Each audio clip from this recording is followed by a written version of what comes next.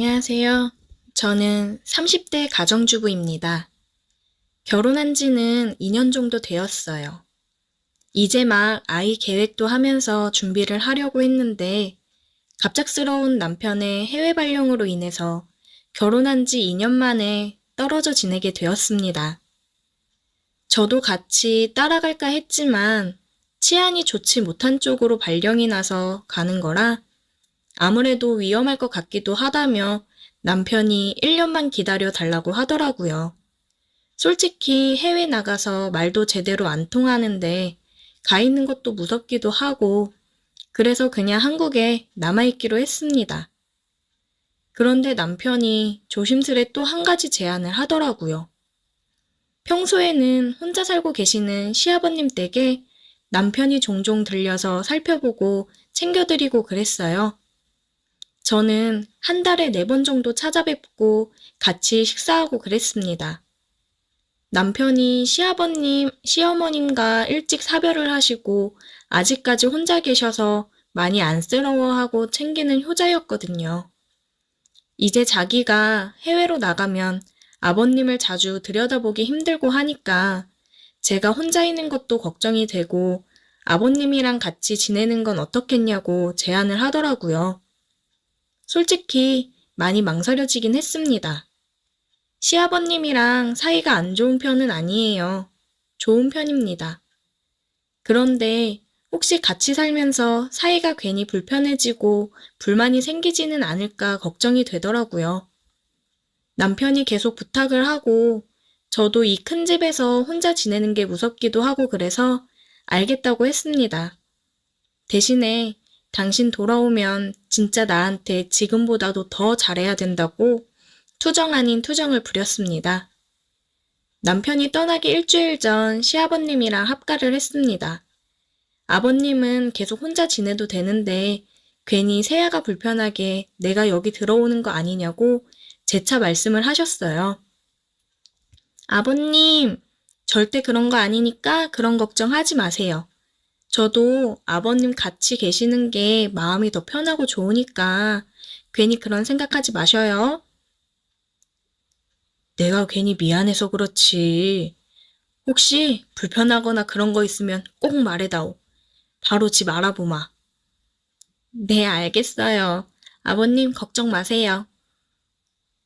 아버지, 요리 솜씨 엄청 좋으시잖아요. 집사람한테 가끔씩 맛있는 요리 해주시고 그러면 좋죠. 혼자 있으면 집사람도 대충 밥도 잘 안 챙겨 먹을 텐데 아버지랑 같이 있으면 밥도 잘 챙겨 먹고 좋죠. 남편이랑 셋이서 지내는 일주일이 지나고 남편은 해외로 떠났습니다. 시아버님이랑 같이 공항에 가서 배웅을 하고 집으로 돌아왔어요. 남편이 떠나고 집에 돌아와서 방으로 들어오니 괜히 눈물이 났습니다. 1년이라는 시간을 떨어져 있어야 한다니 실감도 안 나고 잘 지낼 수 있을까 걱정이 되더라고요. 남편이 떠나고 며칠 동안은 굉장히 우울했어요. 아버님 앞에서는 내색을 안 하려고 노력했는데 아무래도 눈에 다 보이셨나 봐요. 아버님이 제 기분을 풀어주고자 노력을 많이 해주셨습니다. 아가, 오늘 시장 나갔다가 복숭아가 맛있게 생겼길래 사왔는데 같이 먹자. 너 복숭아 좋아하잖니? 아버님, 저 복숭아 좋아하는 거 기억하고 계셨어요? 오래전에 한번 말씀드렸던 건데. 그럼 기억하지. 우리 며느리 뭐 좋아하는지는 알고 있어야지. 감사해요. 제가 깎아올게요. 같이 먹어요. 아버님은 매번 어디 다녀오실 때면 제가 좋아하는 것들을 사다 주셨어요. 그리고 장을 봐서 맛있는 것도 많이 해주셨습니다. 그런 아버님이 너무 감사했어요. 그리고 괜히 죄송했습니다. 아버님도 아들을 보낸 거나 마찬가지인데 혼자 너무 우울해하고 있었다 생각이 들더라고요. 아버님, 오늘 우리 저녁에는 외식하고 영화나 보고 올까요? 영화? 그럴까? 영화관 가본 지가 언제인지도 모르겠구나. 제가 모시고 갈게요. 요즘 코믹 영화 개봉했다고 하더라고요. 너무 재밌대요. 우리 영화 보면서 실컷 웃어요, 아버님. 아버님이랑 오랜만에 나가서 외식도 하고 영화도 보고 즐거웠습니다. 사진을 찍어서 남편한테 보내줬어요. 남편이 아버님이랑 잘 지내줘서 고맙다고 하더라고요. 오히려 제가 감사했습니다. 아버님이 안 계셨으면 혼자 많이 외롭고 우울해하고 있었을 것 같거든요. 그렇게 반년 정도를 지내고 있었어요. 아버님이랑 같이 정말 잘 지내고 있는데 뭔가 저희 둘 사이에 묘한 기류가 흐르기 시작한 것 같았습니다. 아무래도 시아버지랑 며느리 사이라고 해도 남자와 여자인데 한 집에서 같이 서로를 의지하면서 살다 보니까 뭔가 묘해지더라고요. 신혼부부처럼 매일같이 식사 준비도 하고 장도 보러 나가고 가끔씩 외식도 하면서 또 영화도 보러 다니고 집에서 같이 드라마 보면서 하하호호 하기도 하고 뭔가 연인이 된 듯한 기분이었어요. 처음에는 조금 어색하고 불편했던 생활이 어느덧 자연스러워져서 아무렇지 않게 터치를 하며 스킨십을 하고 그랬습니다. 과감한 스킨십이라기보다는 식사 준비를 하고 있으면 오늘 저녁 메뉴는 뭔가 하면서 제 어깨를 잡고 쓰다듬으신다거나 저도 아버님이랑 같이 드라마를 보면서 아버님 저것 좀 봐요 하며 아무렇지 않게 아버님을 터치한다던가 뭔가 정말 연인처럼 부부처럼 그렇게 지내고 있었어요. 남편이 없는 빈자리를 아버님이 오히려 더 잘 챙겨주시고 하니까 마음이 이상했습니다. 해외에서 열심히 일하고 있는 남편을 생각하면 이러면 안 되지만 지금 현재 상황이 저희 마음이 어떻게 할 수 있는 게 아니었어요. 뭔가 아슬아슬한 줄타기를 하고 있는 듯 했습니다. 그러다가 결국 선을 넘고 말았습니다. 아버님, 오늘 비도 오는데 파전에 막걸리 어때요? 오, 파전에 막걸리 완전 좋지. 오징어 넣어서 해먹자꾸나. 아버님이랑 파전도 같이 부치고 막걸리도 사와서 같이 먹었습니다. 한참을 아버님이랑 수다를 떨면서 막걸리를 마셨어요. 비가 오기도 하고 아버님이랑 이렇게 취할 정도로 술을 많이 마시는 건 처음이어서 그랬을까요? 막걸리를 마시다가 눈을 마주쳤고 저희는 어느새 입을 맞추고 있었습니다. 아가, 아버님. 그렇게 저희는 넘어서는 안 될 선을 넘어버렸습니다. 점점 더 뜨거워졌고 소파로 향했습니다. 일찍이 사별하여 외로웠던 아버님과 6개월간 남편 없이 외롭게 지낸 저는 어느 때보다 뜨거웠어요. 이 순간은 남편이 생각나지 않았습니다. 그냥 서로에게 집중을 했어요. 뜨거운 밤을 보내고 아침을 맞이했습니다. 아버님이랑 저는 단순 욕망이 아닌 사랑이라는 감정이 생겨버렸습니다. 이제는 정말 돌이킬 수가 없었어요. 저희는 이제 정말 타오르는 신혼부부처럼 눈을 마주쳤다 하면 키스를 하고 사랑을 나누기 시작했습니다. 그냥 이 순간이 영원했으면 좋겠다고 생각을 했어요. 이따금씩 남편에 대한 죄책감이 생겼지만 일단은 지금에 집중하자 생각을 했습니다. 남편이 오기 전까지 남아있는 6개월에 집중을 하고 싶었어요. 만약 남편이 오더라도 우리의 관계를 비밀로 하고 같이 살아갈지 아니면 정말 이 관계를 끝내야 할지 많은 고민이 됩니다. 이러한 고민을 하고 있다는 것 자체가 정말 잘못된 길이라는 걸 알지만 사람 마음이라는 게 마음먹은 대로 할 수 있는 게 아니니 정말 미치겠네요. 지금도 남편은 아버님이랑 잘 지내줘서 고맙다고 얼른 보고 싶다고 연락을 하고 있는데 그런 아버님과 저는 남편에게 돌이킬 수 없는 상처를 남기고 있으니 아버님과의 관계가 깊어질수록 죄책감은 점점 더 커져만 가네요. 정말 아버님이랑 이런 관계가 될 줄은 상상도 못했는데 이런 일이 생기다니 어디 얘기할 수도 없고 너무 답답한 마음에 이렇게 글을 남겨봅니다. 많은 분들이 저를 욕하시겠죠. 하지만 정말 사랑이라는 건 내 마음대로 할 수 있는 게 아닌 것 같습니다. 지금이라도 이 관계를 끊어내야 하는 걸까요? 우선 제 소개를 간단하게 말씀드리면 저는 20대 후반의 유부녀입니다. 그리고 지금은 한 지붕 아래에서 저와 남편 그리고 도련님과 함께 지내고 있죠. 처음부터 도련님이 함께 살았던 건 아니었는데 도련님이 대학교에 가기 위해서 저희 집에 지내게 되면서 결국 사건이 터지고 말았습니다. 왜냐하면 제가 도련님을 사랑하게 되어버렸기 때문이죠. 남편과는 제가 20살이 되었을 때 만남을 가지게 되었습니다.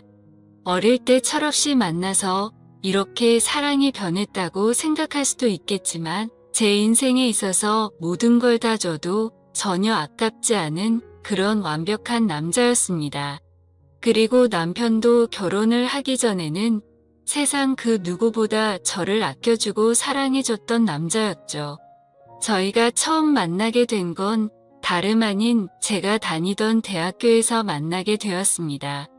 그때까지만 해도 정말 세상 물정도 몰랐고 학창 시절에는 오로지 제가 바라던 이 학교를 오기 위해 공부에만 전념하면서 살았습니다.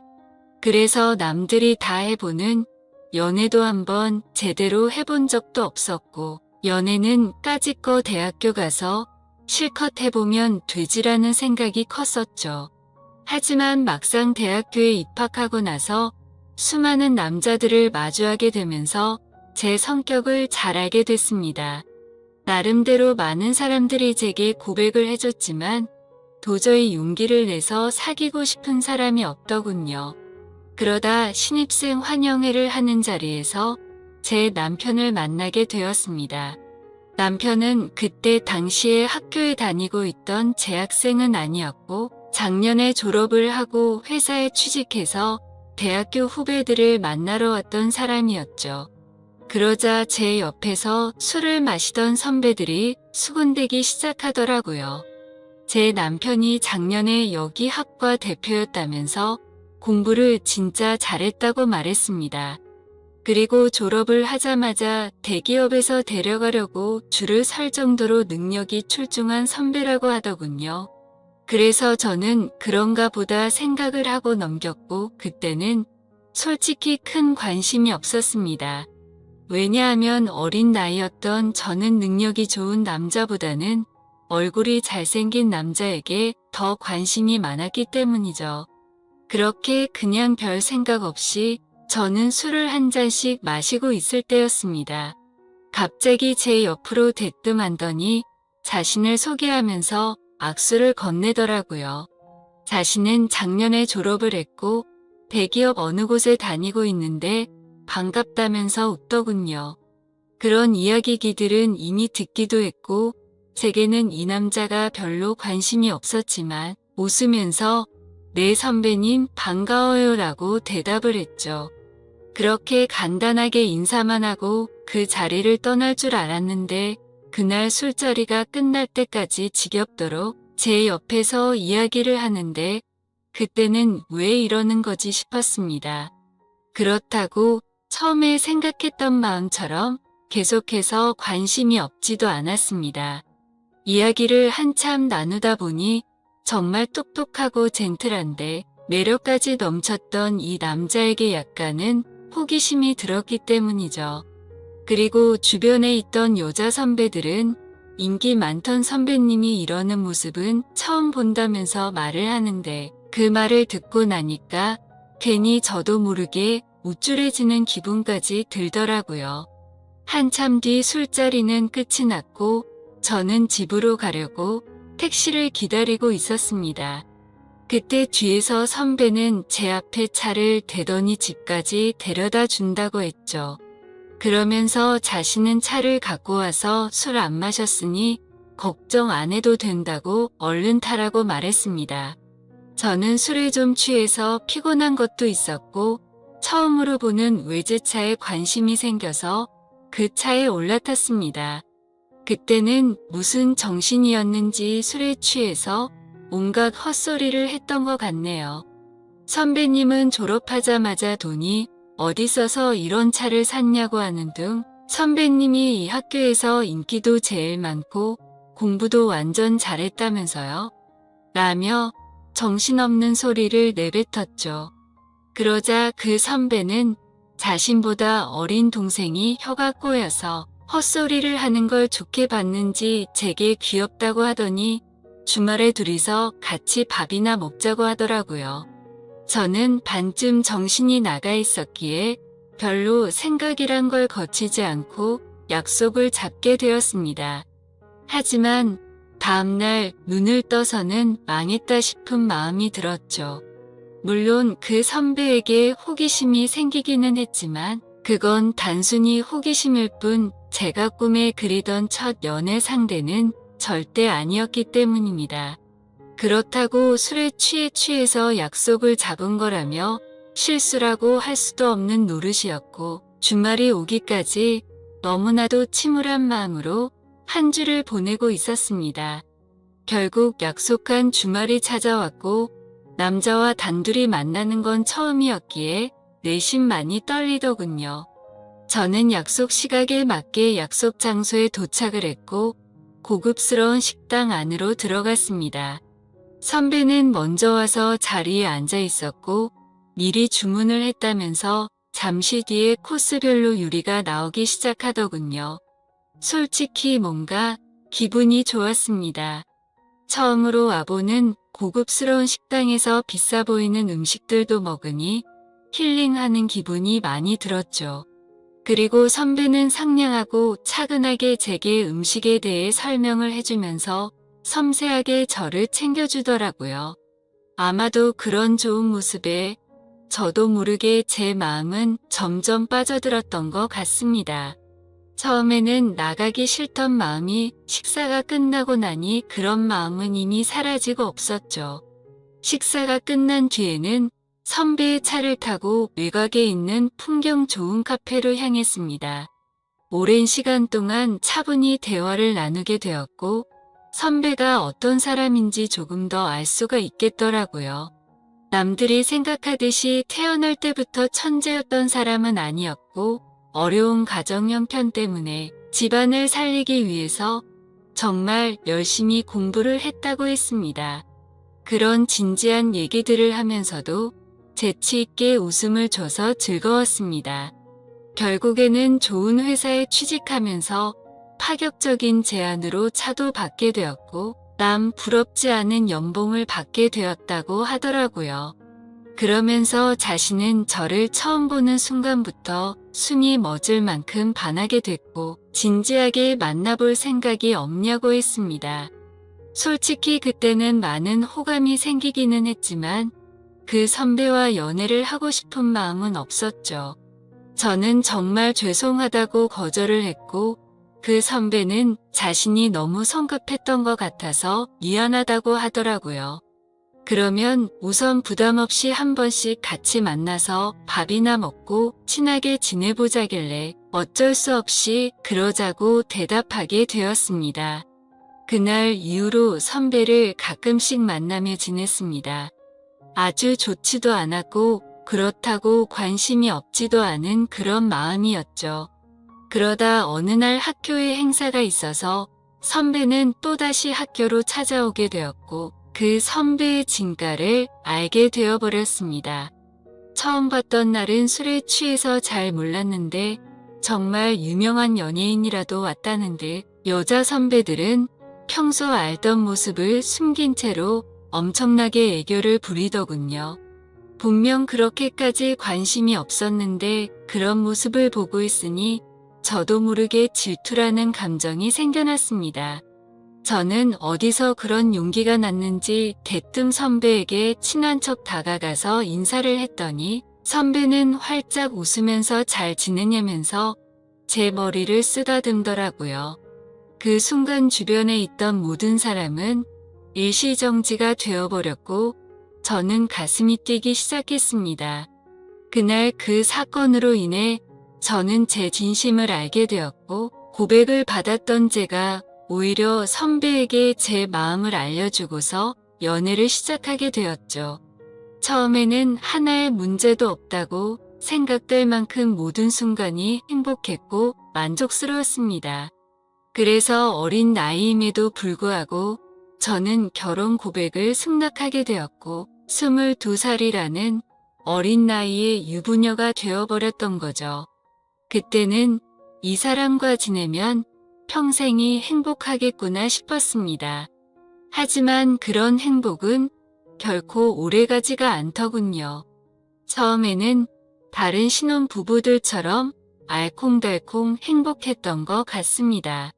하지만 결혼을 하고 6년 정도가 지나게 되자 남편은 저를 가정부처럼 생각하는 듯 했죠. 부부라고 보기엔 어려울 정도로 대화도 잘 이루어지지가 않았고 야근을 밥 먹듯이 하다 보니까 함께 있는 시간도 점차 없어졌습니다. 처음에 그런 징조가 있을 때만 해도 저는 그런 현실이 슬퍼서 많이 울었습니다. 하지만 그런 슬픔도 시간이 갈수록 무뎌지더니 그러거나 말거나라는 생각으로 지내고 있더군요. 그러던 어느 날 남편과 식사를 하던 중 남편은 무심하게 얘기를 하더라고요. 남편의 막내 동생이 취업을 하려고 면접을 보고 다녀야 하는데 취직을 할 때까지만 이곳에서 지내야 한다고 했죠.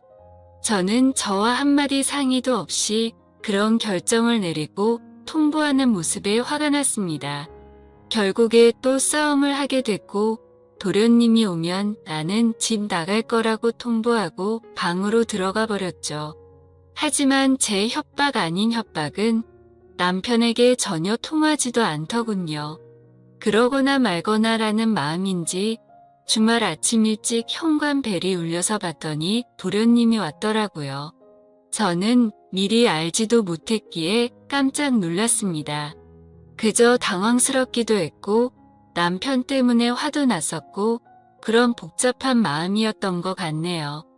하지만 그런 상황을 전혀 모르는 도련님에게 문도 열어주지 않을 수는 없어서 문을 열어주고는 아무렇지 않은 척 반갑게 인사를 건넸습니다. 마지막으로 봤을 때가 결혼식쯤이었는데 그 사이에 엄청난 미남의 남자로 컸더라고요. 처음 보는 순간 제가 좋아하는 남자 배우를 닮은 외모의 키도 모델처럼 커서 솔직히 많이 놀랄 정도였죠. 저는 오랜만에 만나서 반갑다며 어떻게 몇 년 사이에 이렇게 다 컸냐고 말을 했습니다. 그러자 도련님은 저도 군대도 다녀왔고 어엿한 성인인데 당연히 다 컸죠 라면서 웃더라고요. 아무튼 갑작스럽게 벌어진 상황에 도련님이 언제 올지를 몰랐다며 얼른 방 정리를 마무리한다고 했더니 괜히 이렇게 민폐 끼치게 돼서 죄송하다며 저를 돕겠다고 하더군요. 그렇게 함께 비어있던 방을 쓸고 닫고 정리를 마치면서 어색함이 실었기에 많은 대화들을 나누었습니다. 도련님은 여자친구가 없는 상황이었고 남들처럼 대학교를 끝마치지 않은 이유가 사실 따로 있었더군요. 남편에게는 취업을 하기 위해서 왔다고 했지만 제게 비밀이라면서 말해준 사실은 오디션을 보기 위해서 왔다고 했습니다. 누가 봐도 후광이 비칠 정도의 외모에 왜 연예인을 하지 않나 생각했는데 아니나 다를까 배우 쪽으로 진로를 정했다는 걸 알게 되었던 거죠. 그 말을 듣자마자 저는 열심히 응원한다며 저도 모르게 박수가 절로 나오더라고요. 무슨 팬이 연예인을 응원하듯이 행동한 게 창피해서 머쓱해하고 있는데 그 모습을 보더니 도련님은 웃겨서 쓰러지려고 하더군요. 그래도 그 덕분에 뭔가 어색함이 조금은 살이 지는 듯 했죠. 그렇게 짐을 다 풀고 나서 도련님은 밖에서 일을 좀 보고 온다며 집 밖으로 나갔습니다. 그제서야 조금 정신이 번쩍 들더라고요.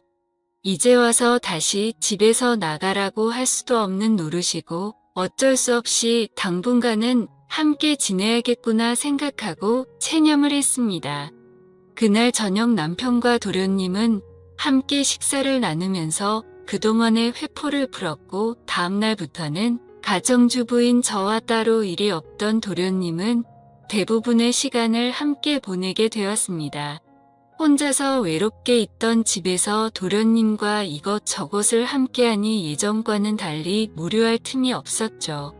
혼자 하던 식사를 함께 먹게 되었고 장을 보려고 나가려고 하면 어느새 제 옆에 따라와서는 무거운 짐들을 다 들어주더군요.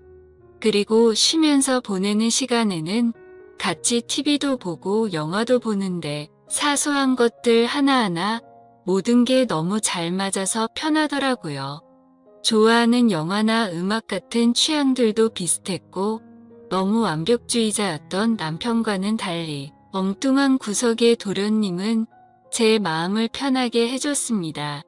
그렇게 몇 달은 너무 쏜살같이 지나가게 되었고 저희는 뭔가 모르게 너무 가깝게 지내는 게 아닌가 싶을 정도의 사이로 지내고 있었죠. 그러다 어느 날 새로운 그림을 벽에 달기 위해서 망치로 못을 내려치다가 그만 놓쳐버리고 말았습니다. 그런데 하필이면 망치는 다리 사이로 떨어지더니 제 발가락을 엄청 세게 내려친 거였죠. 그래서 저는 그 자리에서 크게 소리를 질러버렸고 방에 서 있던 도련님은 깜짝 놀라서 뛰쳐나왔습니다. 그러더니 피멍이 나서 발가락이 엉망진창인 모습을 보더니 도련님은 엄청 화가 나서는 소리를 질러버리더군요. 자신한테 말하면 되는 걸 왜 굳이 해서 이렇게 다치냐면서 무섭게 다그치더라고요. 그러더니 너무 걱정하는 모습으로 눈물이 글썽거리면서 저를 들어 안더니 차가 있는 지하로 내려갔습니다. 정신없이 뛰어가는 와중에도 제게 아프지 않냐고 물어보길래 저는 너무 아프다고 말했고 조금만 참으라더니 병원으로 쏜살같이 갔죠. 급하게 치료를 끝내고 나니 도련님은 화를 낸 게 무안했는지 사과를 하더군요. 형수님이 다치셔서 너무 깜짝 놀라서 화를 내게 된 거라고 죄송하다고 했습니다. 그런 모습을 보고 있으니 제 걱정을 해준 도련님의 모습에 고마운 마음과 묘한 마음이 들어서 괜찮다고 했죠. 그렇게 도련님과 저는 집으로 돌아가게 되었고 저녁 늦은 시간에 남편이 들어와서 오늘 있었던 일을 말해줬습니다. 그런데 남편은 쳐다보는 둥 마는 둥 하더니 조심 좀 하지 이 한마디가 끝이더군요. 아마도 그때부터 남편에게 향하던 사랑이 완전 식어버린 듯합니다. 그날이 있고 며칠 뒤 남편은 중요한 일이 있어서 하루 동안 출장을 다녀온다고 하더라고요. 그래서 그런가 보다 하고서 남편을 떠나보냈고 다리를 다친 저를 부축해주는 도련님과 함께 장을 보러 나갔습니다. 그런데 그날따라 주변에 보이는 커플들이 한없이 부러워 보였습니다. 남편과 밖에서 식사를 한 지는 언제인지 기억조차 나지 않았고 너무 비참한 인생을 사는 듯한 제 모습이 짜증이 났죠. 그래서 도련님에게 오늘 우리 외식하고 들어갈까요? 라고 물었고 도련님과 함께 결혼 전에 자주 가던 단골 식당으로 갔습니다. 식당 주인 아주머니께서는 왜 이렇게 오랜만에 왔냐면서 어떻게 미모가 예전 그대로 예쁘냐며 저를 부끄럽게 칭찬을 해주시더라고요. 그 말을 듣고 있던 도련님은 저희 형수님이 예전에도 지금처럼 예뻤냐고 묻더군요. 그러자 식당 아주머니는 그때도 완전 예뻤다며 걸핏하면 다른 남자들이 번호 물어보고 가고 그랬다며 말하셨습니다. 칭찬에 괜히 기분이 좋아졌고 옛 생각도 나서 소주도 한 병 시켰죠. 그런데 소주를 한 잔, 두 잔씩 먹다 보니 평소보다 많은 양을 마시게 되었고 결국 술에 잔뜩 취해버려서는 온갖 진상을 피우게 되었습니다. 술을 마시다 보니 감정이 복받치게 되었고 저는 갑자기 눈물이 나더라고요. 예전에는 이렇게 집에 갇혀있는 애완동물처럼 살지 않았는데 너무 외롭고 슬프다고 말했습니다. 그러자 도련님은 아직 젊은데 굳이 왜 그렇게 지내냐고 묻더군요. 그 말을 들으니 맞는 말이었습니다. 굳이 누가 이렇게 살라고 정해준 인생도 아닌데 그럴 필요가 없었죠. 도련님은 굳이 외롭고 슬픈데 억지로 참을 거 없다며 하고 싶은 대로 하라고 하더라고요. 그러다가 문득 궁금해져서 물었습니다. 형의 아내인데 이혼해도 상관없다는 거냐고 물으니 자신도 이곳에서 지켜보니 형의 행동이 심히 거슬렸고 그렇게 살 바에는 그게 더 낫지 않겠냐 하더군요. 그래서 저는 도련님이 보기에는 제가 이혼하고 나면 잘 살 수 있겠냐고 물었습니다. 형수님은 지금도 충분히 어리고 예쁘신데 당연한 거 아니냐고 하더라고요. 형수님만 아니었으면 자신도 반했을 거라고 하는데 무슨 말이지 싶어서 깜짝 놀라는 동시에 예쁘다고 해주는 말에 저도 모르게 심장이 두근거렸습니다. 그렇게 묘한 감정으로 도련님과 함께 집으로 들어왔고 도련님은 간단히 한 잔 더 하지 않겠냐고 물어보더라고요. 평소 같았으면 술에 많이 취해서 그냥 잤을 텐데 그날은 저도 모르게 조금 더 마시고 싶었습니다. 결국 술을 조금 더 마시다가 도련님이 말하더군요. 형한테 죄 지은 것도 없는데 형수님이 이렇게 지내는 거 마음이 아프답니다. 만약 결심만 선다면 자신이 최선을 다해서 도울 테니 친한 동생이라고 편하게 생각하고 말하라고요. 그 말을 듣는데 너무 취해서 정신이 나가버린 건지 저를 위해서 그런 말을 해주던 모습이 너무 사랑스러워서 도련님의 볼에 입을 맞추고 말았습니다. 저도 모르게 충동적으로 그런 행동을 하고 나서는 정신이 번쩍 들었고 죄송하다는 말을 하고는 피곤해서 먼저 잔다면서 방으로 도망가 버렸죠. 그렇게 실수를 저지르고 나서 아침 일찍 남편은 다음날 집으로 돌아왔고 저는 남편에게 엄마가 아프셔서 집에 좀 다녀온다고 말하고는 도련님이 일어나기도 전에 집에서 나갔습니다. 정말 오랜만에 오게 된 집은 정말 제 마음을 위로해줬죠. 그리고 그동안 있었던 일들을 생각하면서 제 머릿속은 너무 확연하게 정리가 되더라고요. 전날 있었던 그 실수도 갑작스러운 실수인지 아닌지도 많은 생각을 해봤습니다. 하지만 정말 슬프게도 단순한 실수는 아니었습니다. 얼마 전부터 도련님과 함께 있으면 시간 가는 줄 모르게 행복하다는 생각을 많이 했었고 생각만 해도 가슴이 두근거리고 보고 싶다는 생각이 가득해지더군요. 하지만 이건 도저히 말도 안 되는 사랑이란 생각에 마음이 너무 심란해졌습니다. 그냥 이런 생각을 갖고 있는 게 답답하기도 했고 오랜만에 단짝 친구를 보고 싶어서 연락을 하고 무작정 나갔습니다. 오랜만에 만난 친구와 또다시 술잔을 기울이게 되었고 그 친구와는 정말 있는 말 없는 말 다 할 정도로 평생지기 친구였기에 술에 취해서는 제가 겪고 있는 고민에 대해서 모든 걸 물어봤습니다. 친구는 제가 외롭고 슬프다고 생각이 든다면 남편과 이혼을 하는 건 정말 훌륭한 선택 같다고 생각한다더군요. 하지만 도련님에 대해 느끼는 그 감정이 평생 동안 갈 수 있을 것 같냐고 했고 아무리 둘이서 사랑해서 만난다고 치더라도 주변 사람들의 시선은 감당할 수 있냐고 묻더라고요. 그 말을 듣고 저도 제어가 안 되는 제 마음이 너무 미웠습니다. 그런데 그때 때마침 도련님에게서 장문의 메시지가 왔습니다. 형수 어제 그 마음이 진심인지 아닌지는 잘 모르겠지만 사실 나도 예전부터 형수를 보면 많이 설레게 되었어요. 그렇다고 이런 잘못된 사랑을 키워나가는 건 절대 아니라고 생각했기에 참았어요. 그런데 어제 힘들어하던 그런 속마음을 알고서 용기를 내고 싶고 형수의 행동에 저도 이제는 제 마음을 숨기고 싶지 않아요. 다른 사람의 시선도 중요하지만 우리 둘만 행복할 수 있다면 그걸로 만족해요.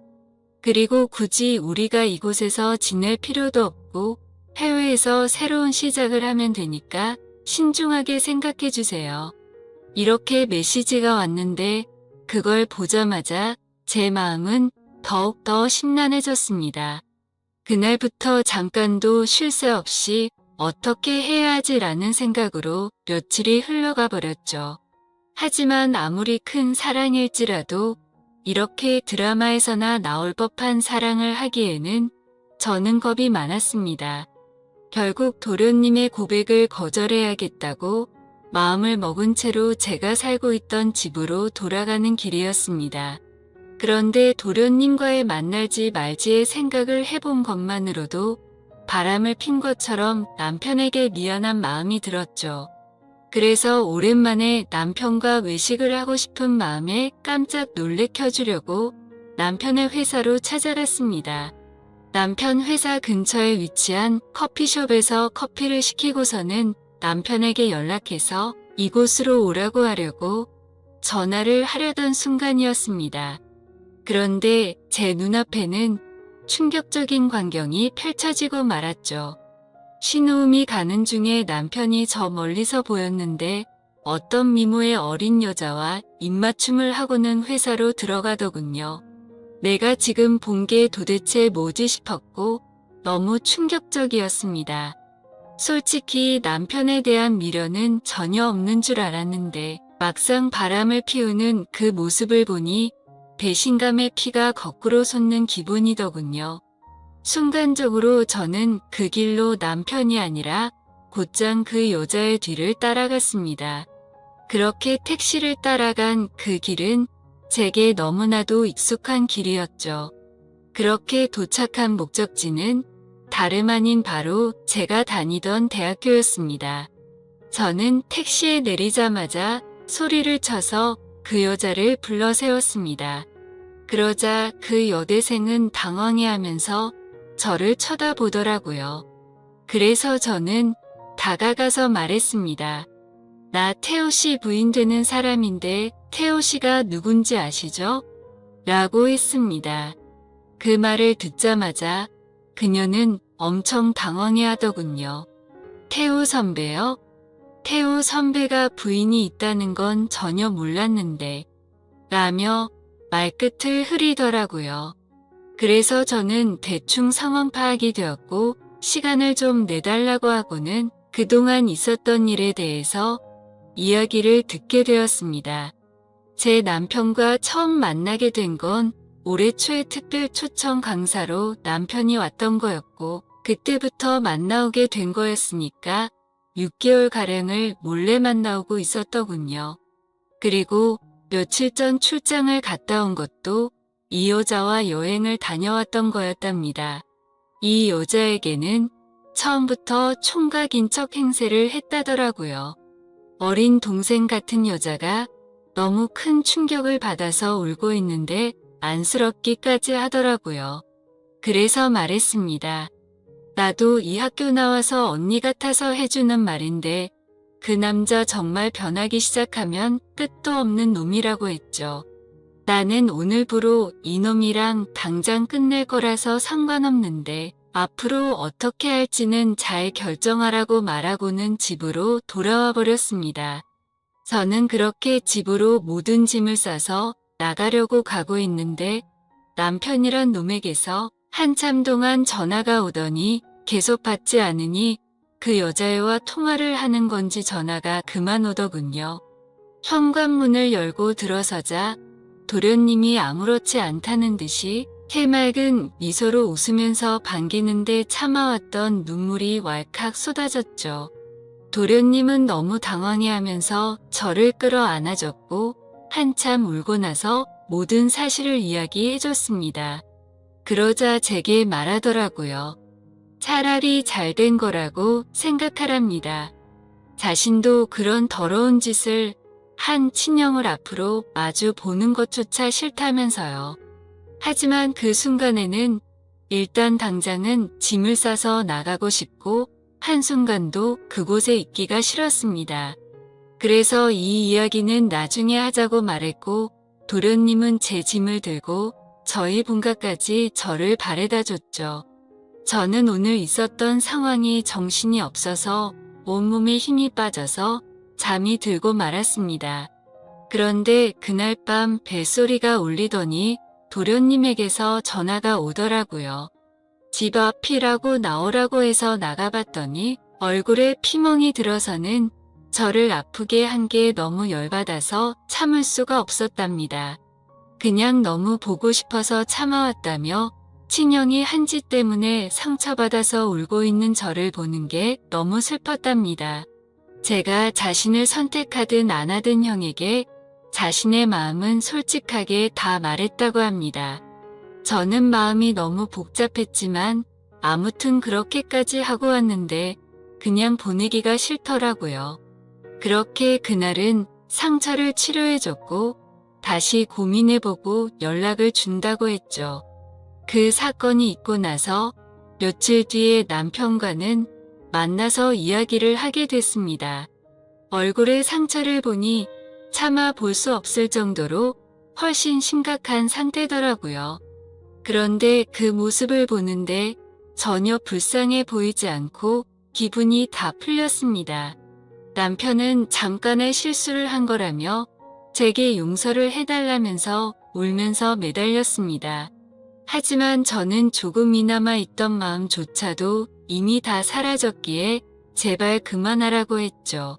솔직히 말해서 제 앞에 있는 이 인간의 얼굴을 보고 싶지 않았고 도련님의 얼굴을 보고 싶은 마음뿐이었습니다. 어떻게 이런 상황에도 불구하고 제 마음은 제 마음대로 되지가 않더군요. 한참을 아무 말 없이 가만히 있으니 남편은 직설적으로 제게 물어봤습니다.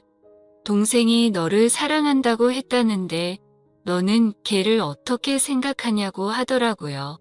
저는 뜨끔한 나머지 그걸 물어봐야 하는 문제냐고 말도 안 되는 소리라며 버럭 화를 내버렸고 남편에게 이혼 서류를 건네어줬더니 더 이상은 아무 말 없이 도장을 찍어주더군요. 그렇게 결국에는 공식적인 남편과의 부부 사이는 끝이 나게 되었습니다. 그 뒤로는 위자료로 돈도 많이 생겼기에 도련님의 말처럼 해외로 가서 새로운 삶을 시작해도 무리가 없을 정도가 됐죠. 그런데 이렇게 이혼한 남편의 동생과 새로운 사랑을 시작하는 게 맞는 걸까? 너무 고민이 되고 있습니다. 어느 정도로 사랑하냐고 묻는다면 자신 있게 말할 수 있을 것 같아요. 아들은 올해 5살, 딸은 3살로 눈에 넣어도 아프지 않는다는 말을 실감하고 있죠. 저는 간호대학을 나와서 동네 병원의 간호사로 일을 하고 있습니다. 아이 둘을 키우면서 남편과 맞벌이를 할 수 있었던 것은 바로 저의 엄마 때문이었죠. 남편과 결혼을 준비할 때 아이를 낳으면 저는 일을 그만두고 남편이 혼자 일을 하는 것에 대해 이야기를 하고 있었습니다. 그렇지만 그때 저는 대학을 갓 졸업해서 일을 시작한 지 겨우 6개월이 지났을 때였고 아이가 바로 생겨서 일을 그만두게 되면 지금까지 해왔던 공부가 너무 아깝다는 생각이 들었습니다. 그래서 저희는 최대한 아이를 천천히 가지자고 이야기하였죠. 그때 저희 엄마가 반대하였습니다. 아이는 젊을 때 낳는 것이 좋다고 하시면서 엄마 집 근처로 신혼집을 마련하면 자신이 아이를 돌봐주겠다고 하였죠. 저도 그렇고 남편도 그렇고 엄마가 아이를 돌봐주면 그것만큼 마음이 편한 일이 없잖아요. 그래서 원래 제가 살던 곳에 신혼집을 장만하고 저희는 결혼을 하였습니다. 남편은 저보다 3살이 많은 직장인이었습니다. 우리는 친구의 소개로 만나서 1년 정도 연애하고 결혼을 하였지요. 남편의 아버지께서는 대학교 교수님이셨고 어머니는 일반 주부셨습니다. 대학교 교수가 돈을 얼마나 잘 버는지는 모르겠지만 그래도 꽤 풍족하게 자란 것 같았죠. 저희 결혼할 때도 시아버지께서 많이 신경을 써주셔서 신혼집도 장만하고 그랬거든요. 제 남편에게는 형이 한 분 있었는데 남편보다 2살이 많았습니다. 그런데 남편과는 아주 반대 성격의 사람이었죠. 남편은 공대를 나와서 졸업하고 바로 회사에 취직한 케이스였죠. 그리고 누가 봐도 성실하고 공부 잘하는 스타일이었습니다. 그에 비해 아주버님은 미술을 전공하고 1년 중 절반은 해외여행을 다니면서 자유롭게 인생을 즐기는 사람이었죠. 뚜렷한 직업 없이 디자인 의뢰가 오면 그때그때 일하시는 프리랜서였죠. 저는 좀 보수적인 성향이 있어서 그런 아주버님을 잘 이해 못하는 편이었습니다. 어쩌면 저의 이러한 성향 때문에 제 남편에게 반해서 결혼까지 한 것 같아요.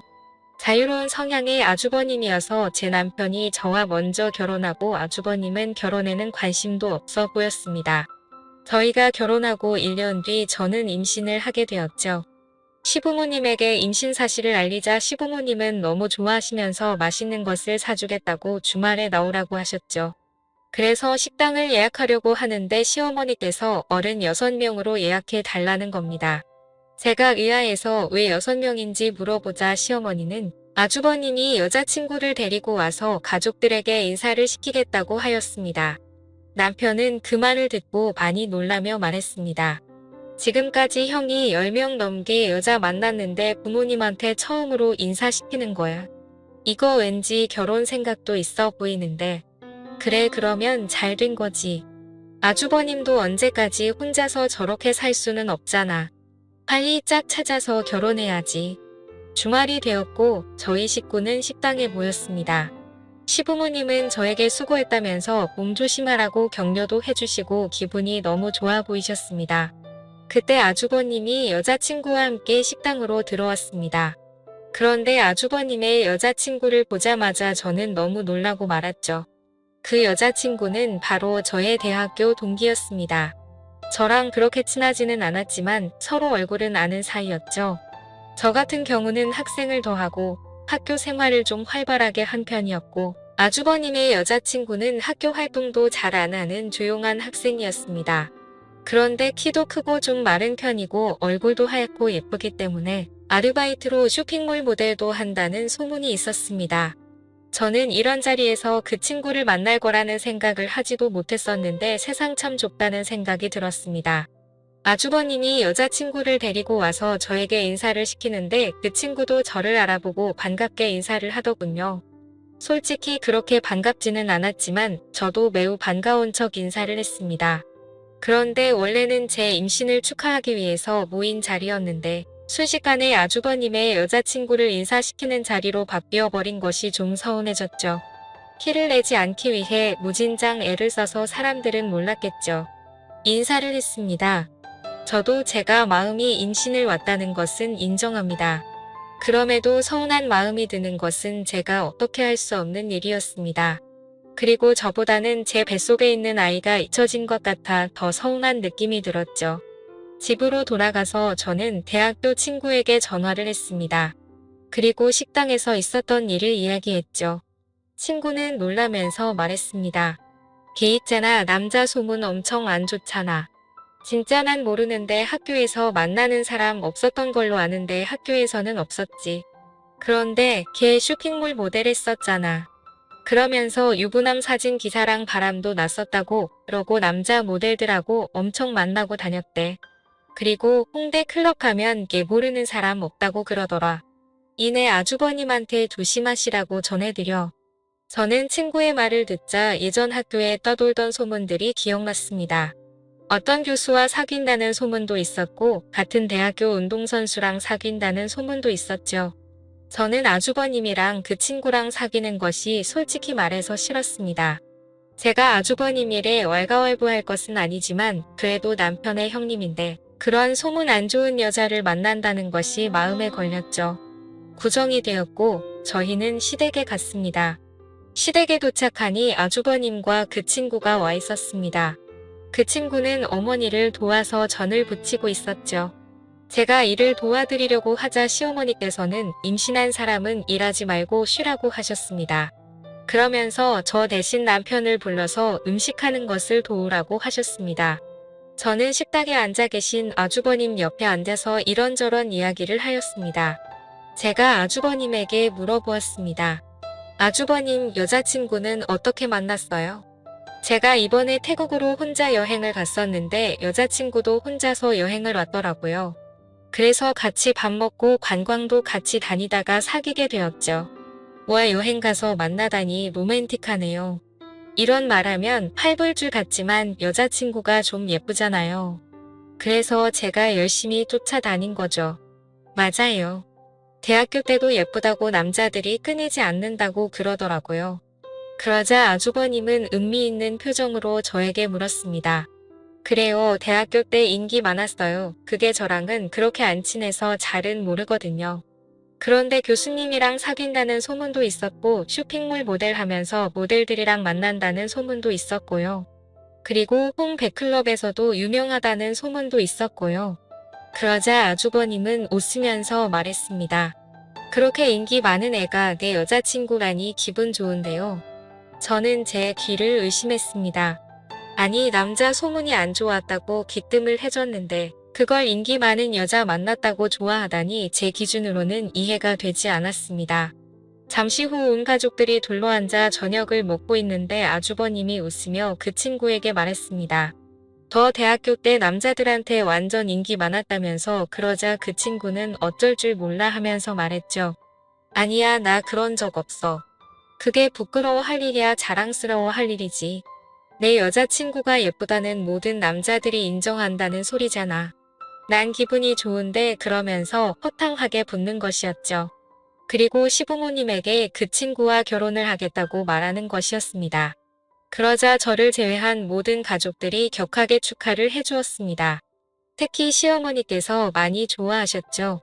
자신은 아주버님이 평생 결혼 같은 거 안 할 줄 알았다고 하시면서 그 친구의 손을 잡으시고는 계속 고맙다고 하였습니다. 저는 그 친구에게 악한 감정이 있는 것은 아니었지만 대학교 때 소문이 너무 안 좋아서 아주버님이 걱정되었습니다. 집에 돌아오는 길에 남편에게 제 심정을 이야기했습니다. 그러자 남편은 아주버님이 생각 없이 사는 것처럼 보여도 똑똑한 사람이라고 하면서 걱정하지 말라고 하였습니다.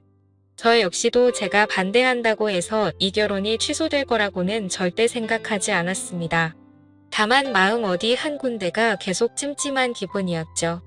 아주버님과 그 친구는 결국 결혼을 하였고, 그리고 한 달 뒤에 저는 출산을 하였고, 산후조리와 육아 때문에 아주버님과 형님을 만날 겨를을 없었습니다. 하루는 엄마가 아이를 봐주신다고 하면서 오랜만에 밖에 나가서 친구들과 밥이라도 먹고 오라고 하였죠. 그래서 정말 오랜만에 근처 쇼핑몰로 가서 친구들과 점심을 먹고 커피를 한잔하고 있었습니다. 그런데 낯익은 실루엣이 보였습니다. 바로 제 형님이었습니다. 한껏 멋을 내고 어디론가 가는 모습이었죠. 저는 아주버님을 만나러 가나 생각하고 있었는데 어느 젊은 남자를 만나는 것이었습니다. 그리고 함께 레스토랑으로 들어갔습니다. 그리고 며칠 후 저희 시댁 식구들이 다 모일 일이 있어서 남편과 시댁으로 갔습니다. 다들 모여서 이야기를 하고 있다가 제가 형님에게 물었습니다. 얼마 전에 쇼핑몰 오지 않았어요? 그러자 형님은 아무렇지 않게 말을 했습니다. 네, 약속 있어서 갔었어요. 그런데 그걸 어떻게 알았어요? 아니, 저도 친구랑 약속 있어서 갔었는데 형님이랑 비슷하게 생긴 사람을 봐서요. 아, 그랬구나. 봤으면 인사하시지 그랬어요. 그게 너무 멀어서 확실하지도 않았고 괜히 모르는 사람이면 어쩌나 싶어서요. 그런데 그렇게 입으니까 진짜 처녀 같았어요. 그래요, 고마워요. 오랜만에 옛날에 입었던 옷 좀 꺼내서 입어봤어요. 저는 아주버님에게 말했습니다. 아주버님은 조심해야겠어요. 쇼핑몰에서 형님 봤는데 너무 젊고 예쁘게 하고 다녀서 젊은 남자들이 연락처 달라고 막 쫓아올 것 같다니까요. 저는 거기서 젊은 남자를 만났던 형님을 믿고는 것이었는데 아주버님은 크게 웃으면서 말했습니다. 그러니까요, 이거 혼인신고서라도 코팅해서 목걸이로 걸어줘야겠어요. 그래야 안심이 되지. 하하, 안녕하세요. 저는 올해 30대가 되었. 저는 아주버님의 아무렇지도 않은 듯한 반응에 또 놀라고 말했습니다. 저는 좀 더 강하게 말하였습니다. 형님, 그런데 그 사람 누구예요? 잘생겼던데. 제 말을 들은 아주버님이 형님에게 물었습니다. 뭐야, 그날 가서 남자 만났어. 그러자 형님은 당당하게 말했습니다. 친한 동생이 이번에 취직했다고 맛있는 거 사주겠다고 해서 나갔었어. 그러자 아주버님은 형님에게 말했습니다. 그래서 맛있는 건 왕창 얻어먹고 왔어. 당연하지. 그날 배 터지게 먹고 왔어. 잘했어. 저는 두 사람의 대화를 듣고 좀 어이가 없었습니다. 아주버님에게 누구 만나는지 말도 안 하고 나가서 젊은 남자를 만나고 왔는데 그걸 또 아무렇지도 않게 넘어가는 아주버님도 이해가 안 갔습니다. 명절 때 시댁에 다들 모여서 식사를 하던 중에 과거 형님이 쇼핑몰 모델이었다는 이야기를 제가 했었습니다. 그리고 제가 예전 사진을 찾아서 아주버님에게 보여주었죠. 예전 사진 중에는 노출이 좀 있는 사진도 있었고 남자 모델들과 찍은 사진도 있었죠. 그러면서 저는 은근 슬쩍 말했습니다. 너무 예쁘지 않아요?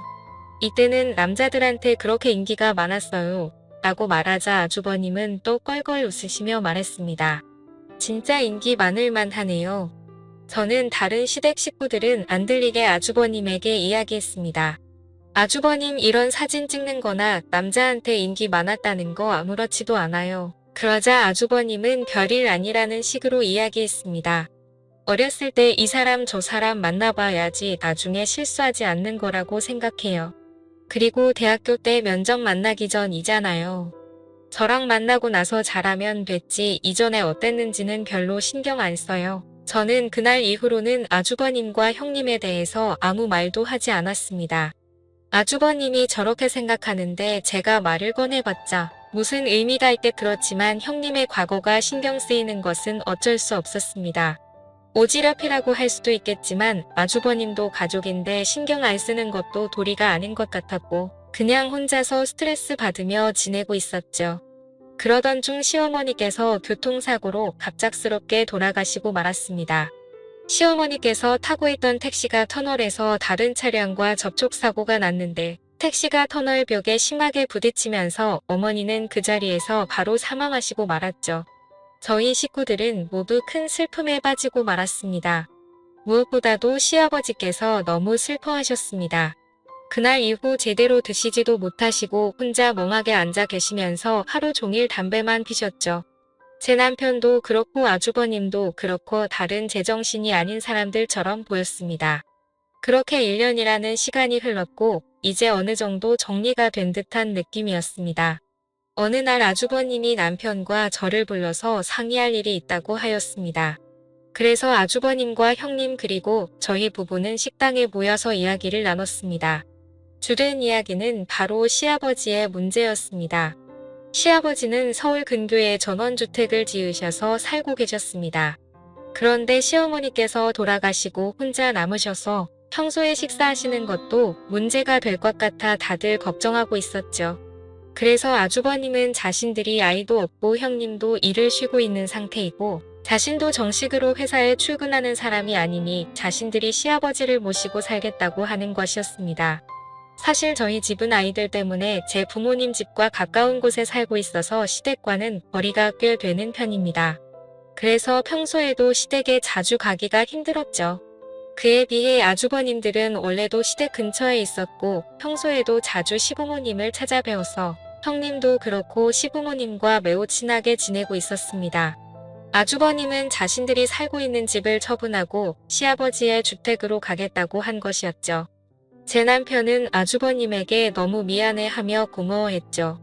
저도 일단은 아주버님의 의견에 찬성하였습니다만 왠지 기분이 안 좋은 느낌이 들었습니다. 저는 집으로 돌아오면서 남편에게 말했죠.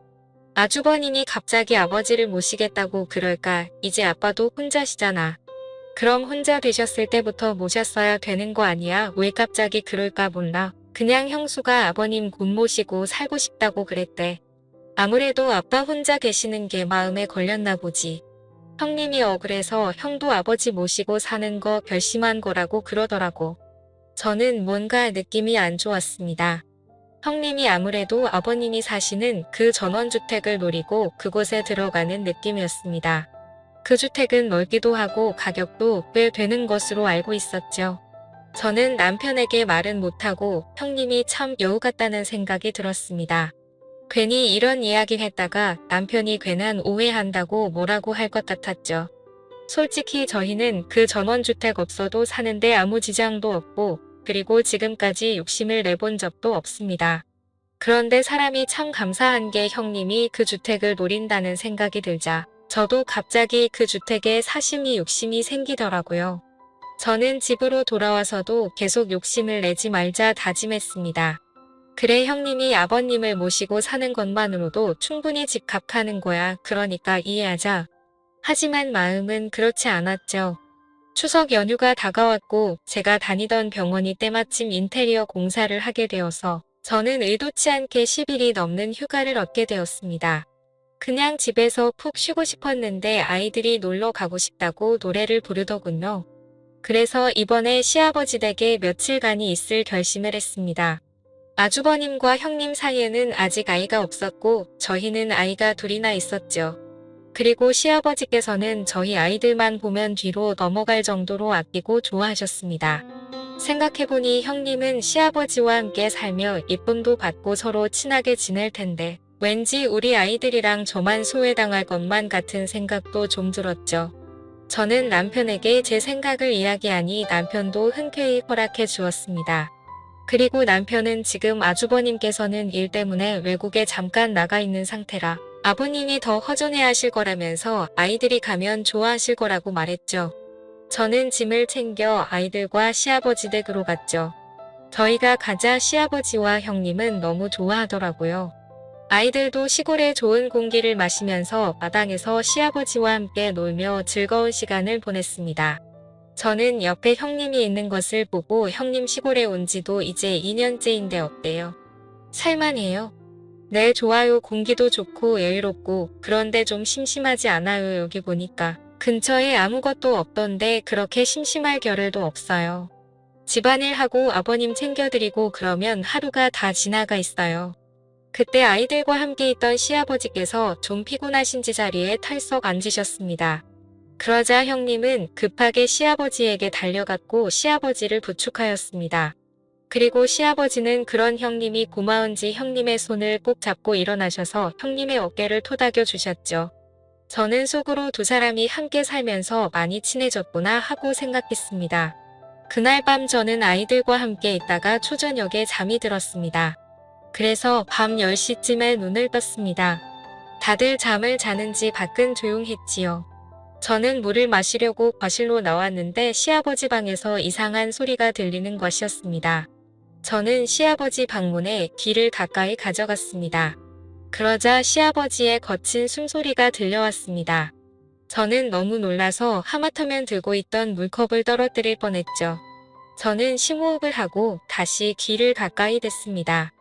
분명 시아버지의 거친 숨소리가 들렸습니다. 정확하진 않아도 소리를 참는 듯한 소리였죠. 그리고 얼마 뒤 그 소리는 사라졌습니다. 그리고 뒤이어 들려오는 또 하나의 숨소리가 있었죠. 그것은 여성의 가는 한숨 소리였습니다. 그리고 여성의 목소리가 들렸습니다. 그 목소리는 바로 형님의 목소리였습니다. 아버님 아무래도 동서랑 조카들이 와서 지금 시간에는 힘들 것 같아요. 내일부터는 1시간 정도 뒤에 올게요. 조금만 참으세요. 아셨죠? 그래 우리 세아가 없었으면 어쩔 뻔했니? 아니에요. 제가 좋아서 이러는 건데요. 저는 그들의 대화를 듣고 심장이 떨어지는 듯한 느낌이었습니다. 그리고 달그락거리는 소리가 들려서 저는 얼른 아이들이 있는 방으로 들어왔습니다.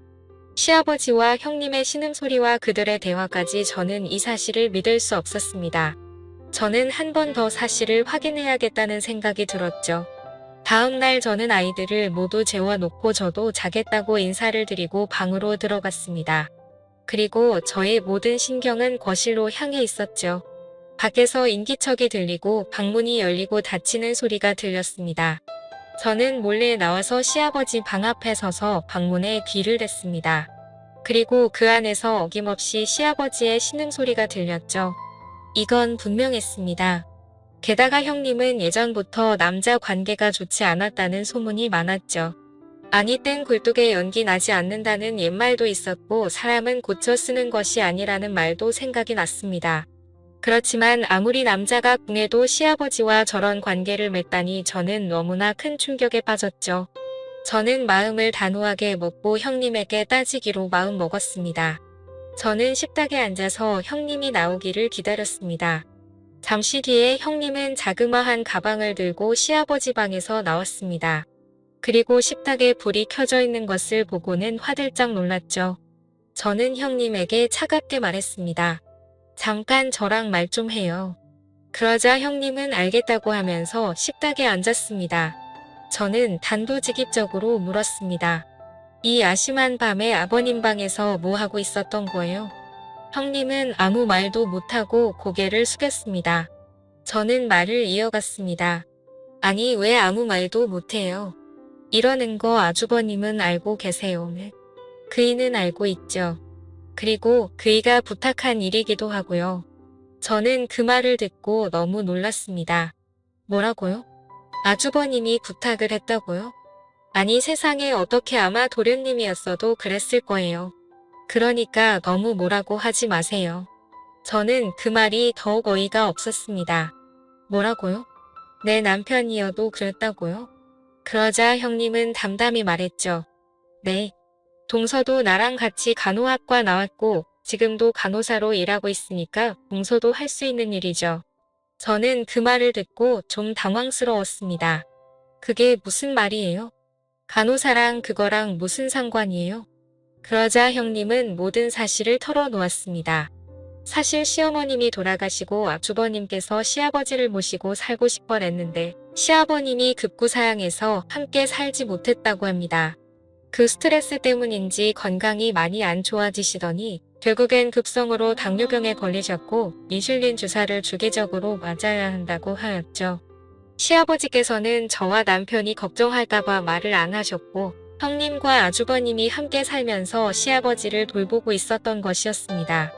저는 형님의 말을 듣고 이상한 생각을 한 제 자신이 너무 부끄러웠습니다. 저는 형님에게 오해해서 미안하다고 하며 제가 그동안 형님을 나쁘게 생각했었다고 고백을 했죠. 그러자 형님은 웃으며 말했습니다. 저도 제가 소문이 이상하게 난 거 알고 있어요. 그리고 동서가 저 별로 좋아하지 않는 것도 알고 있었고요. 그런데 언젠가 동서도 진실을 알겠지 하고 생각했어요. 동서 저 그렇게 나쁜 사람 아니에요.